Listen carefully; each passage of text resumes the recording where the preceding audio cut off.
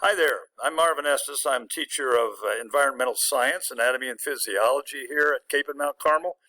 And welcome. It's a pleasure to have you, your children in my class. By the way, pat yourself on the back because you have great kids. They're all wonderful. They're easy to love and easy to take care of, and they're just a joy to have in class. So thank you very much for sharing them with you. First thing I want to say is that we are doing everything that we can to keep your kids safe here. Some parents are still have concerns about face-to-face teaching because of the possibility of the COVID-19 virus and the kids catching it, and I understand that. And so we do a lot of good things here to try to keep them safe, realizing that nobody can guarantee 100% that kids aren't going to get this or staff isn't going to get this. And some schools have already had problems with it. But we are minding what the health officials have asked us to do. We're very diligent about that, and we want to hear from you if you see something that we're not doing that will endanger a child. I want to talk a little bit about environmental science. Environmental science we take very seriously here. We think it's something that's going to affect our kids in their lifetimes and their generation, and so we take that very seriously. And first thing I want to do is to get them into the environment. We do that by allowing the kids to take care of things that come from the environment. For example, the first activity we're going to do is that kids are going to take a cutting from a spider plant, and they are going to grow the plant, and you'll see something that looks about like this at home. This is what you'll see first, and what they're to do is to take pictures of this, and we want to see if they're treating it right, if they're taking care of it well, and they're going to get to know this little plant. This is going to be their adopted living thing that they have to take care of. This allows us to get some botany into our science program and to make them understand that plants are living things too, and they make good pets. And you don't have to clean up after them much unless you water them too much. But anyway, this is what it would look like first. After they've taken care of it about a semester, it's going to look something like this.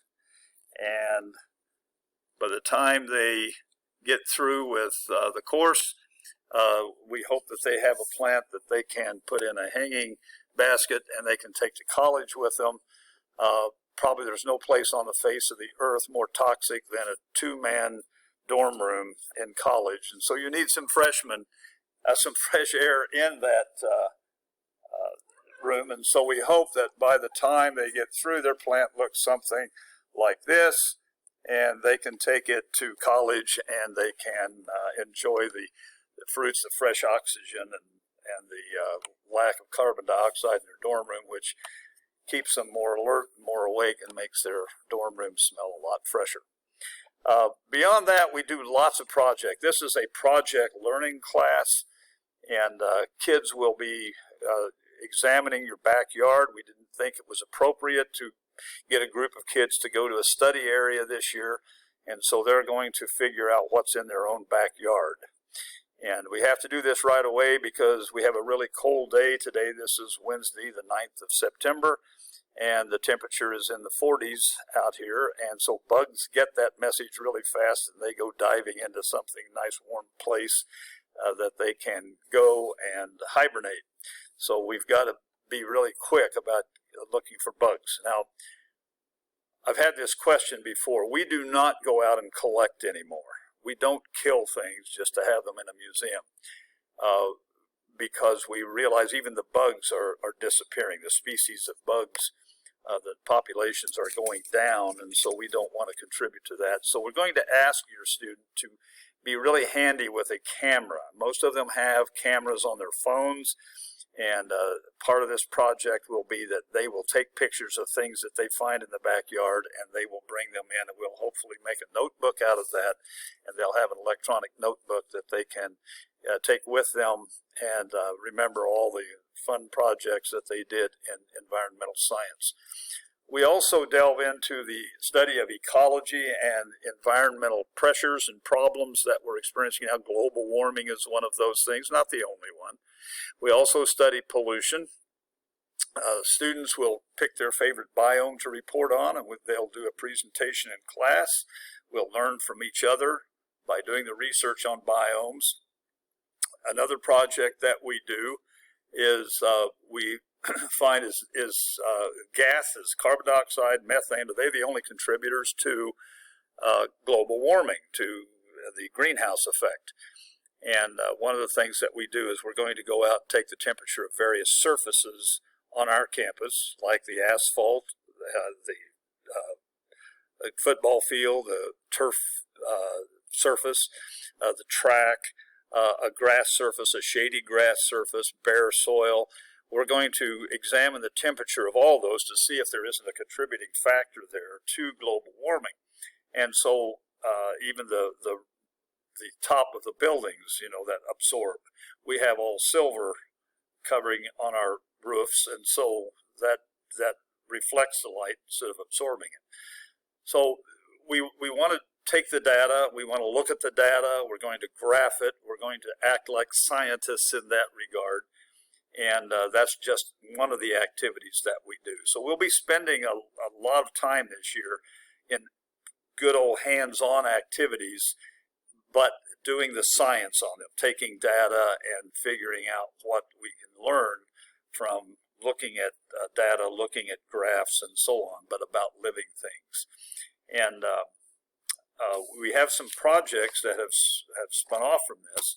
We have a young man who's earning his Eagle Scout badge and level by planting trees in Wichita. We had an article in the class last year that was published in the Wichita Eagle that said Wichita is losing 5,000 trees per year.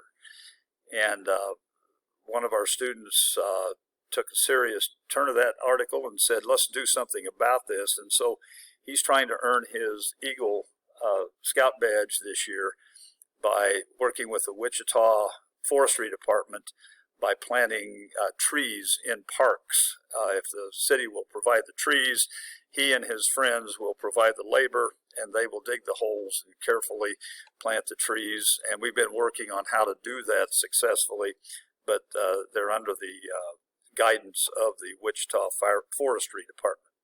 So that's the kind of thing that we like for kids to be involved in, because they're doing something active and they're actively involved in really being a part of the solution. Our real goal in this class is to come up with ideas about sustainability. Students will be asked to design their perfect eco-friendly home that by the end of the year they'll be able to bring in more of the things that they learn in this class into their actual environment, and something that is friendly to the ecology of the area and maybe where they choose to live. But they're learning also about earth science and how, I go back to that, I think it was Apollo 11. It was Apollo 11 where they took that picture of the earth just in this big void of space. And that's what we start with, because we have only that as our home, and we have to take care of it. And so how best to do that? And yet we have people that live their lives. We have a little video about a gentleman who was a fisherman, and he found out that he could not make a living at catching fish because the populations of fish are declining. And so what he did was he figured out a way to ocean farm. And all you have to do is Google ocean farming and his name will come up and you can see that video yourself.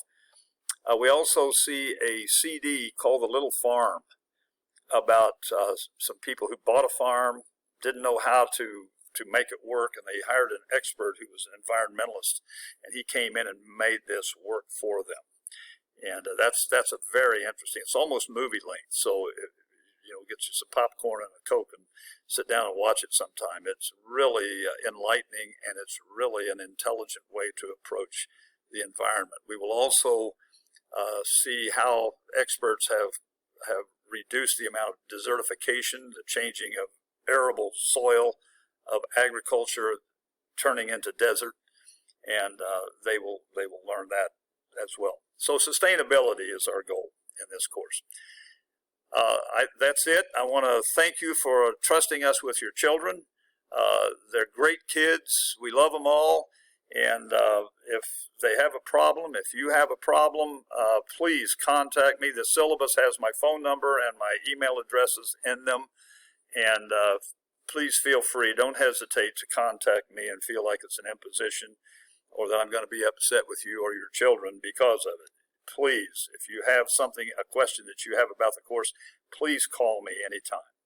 Thank you very much. And again, thank you for having your kids here at Cape and Mount Carmel. I think this is the greatest school experience that a child can have. Thank you so much.